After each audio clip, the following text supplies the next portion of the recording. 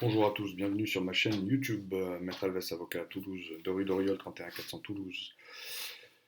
Mon numéro de téléphone 05 62 24 41 85, mon email cabinet@alves-avocat.fr, mon site internet alves-avocat.fr. Donc aujourd'hui, je voulais m'entretenir avec vous de l'infraction de conduite en état d'alcoolémie.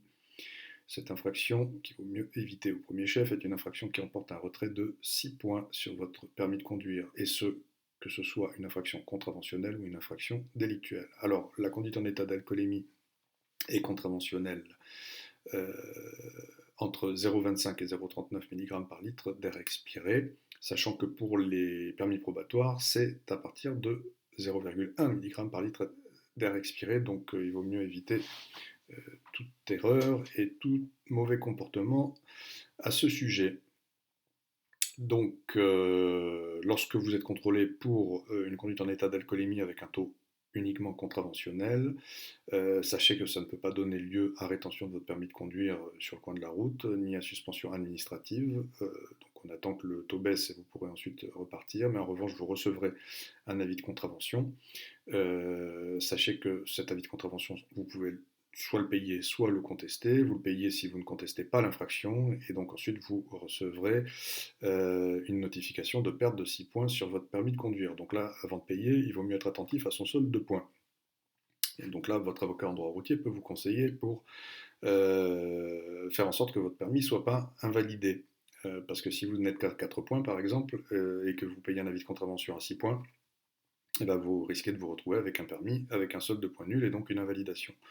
Donc là, il faut être attentif à votre solde de points. Je vous invite à aller consulter ma vidéo sur le relevé d'informations intégrales pour savoir exactement comment faire pour savoir euh, quel est le solde de points sur votre permis de conduire et ne pas commettre d'erreur à ce sujet, sachant qu'il vaut mieux être attentif à tout cela avant plutôt qu'après, parce qu'après c'est plus compliqué.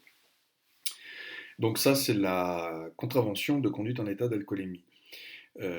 Donc je rappelle, à partir de 0,25 pour les permis non probatoires, à partir de 0,1 pour les permis probatoires. Quand je dis 0,1, c'est 0,1 mg par litre d'air expiré, c'est-à-dire dans l'hypothèse d'un contrôle par éthylotest, dépistage par éthylotest, et ensuite mesure du taux par éthylomètre, qui nous permet de savoir exactement quel est le taux d'alcool par litre d'air expiré.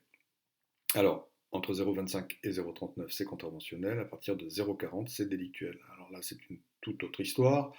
Donc là, les forces de l'ordre peuvent procéder à une rétention de votre permis de conduire donc, sur le coin de la route. Donc là, vous ne pouvez plus conduire à partir de ce moment-là. Cette rétention dure 120 heures. Pendant ce délai-là, le préfet peut prendre une décision de suspension administrative qui est systématique. Quand je dis il peut le prendre, c'est il le prendra de toute façon. Et la durée de suspension, en général, est de 4 à 6 mois, comptez plus 6 mois que 4 mois.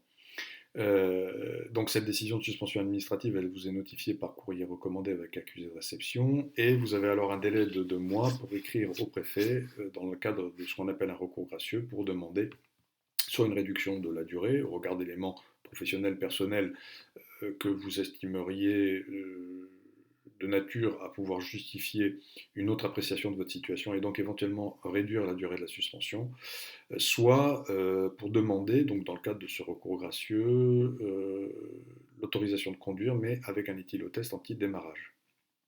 Donc ça peut être intéressant parce que ça évite voilà, des difficultés liées à la suspension du permis pour la plupart des personnes qui travaillent et qui ont besoin de leur permis pour travailler. Alors, c'est pas systématique, le préfet n'est pas obligé d'accueillir votre demande, mais ça ne coûte rien de le demander et vous verrez bien ensuite la décision qui sera prise par le préfet à ce sujet. Donc, la conduite en état d'alcoolémie délictuelle, je rappelle qu'on est dans cette hypothèse-là, emporte ensuite une réponse judiciaire, là c'est pas par avis de contravention. Cette réponse judiciaire, c'est une convocation devant le tribunal dans le cadre de différents types de procédures. Ça peut être soit ce qu'on appelle une ordonnance pénale, soit une comparution sur reconnaissance préalable de culpabilité, soit une audience devant le tribunal correctionnel directement. Alors, je consacrerai une vidéo dédiée à ces différents types de procédures. Je vous invite à vous y reporter. Mais sachez que dans cette hypothèse de conduite en état d'alcoolémie délictuelle, il faut être attentif à certains points en particulier. Alors, je passe l'hypothèse où vous contestez l'infraction, mais si vous ne la contestez pas, par exemple, si vous êtes en ordonnance pénale, mais même aussi en comparution sur reconnaissance préalable de culpabilité ou même devant le tribunal, il faut être attentif à un point fondamental, c'est que si le préfet, dans le cadre de sa décision administrative de suspension, vous a accordé le droit de conduire avec un EAD, un éthylotest antidémarrage, il faut que le juge prononce le même type de suspension judiciaire. Pourquoi? Parce que la suspension administrative et la suspension judiciaire se confondent à condition qu'elles soient de même nature. Donc si vous avez une suspension administrative simple et une suspension judiciaire simple, les délais se confondent, ils ne s'additionnent pas. Si vous avez une suspension administrative de 4 mois et une suspension judiciaire de 4 mois, c'est 4 mois, c'est pas 4 plus 4.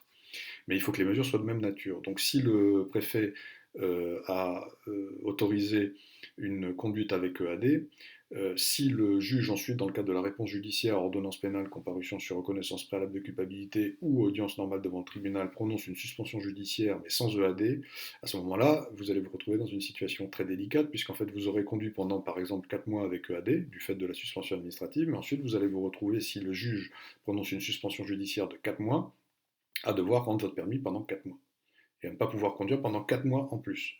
Donc, si une ordonnance pénale prononce une suspension judiciaire simple alors que vous aviez une suspension administrative avec EAD, il faut faire opposition à cette ordonnance pénale. Vous avez 45 jours pour se faire à compter de la notification, pour aller ensuite devant le tribunal et souligner la difficulté, même si vous ne contestez pas l'infraction. Voilà.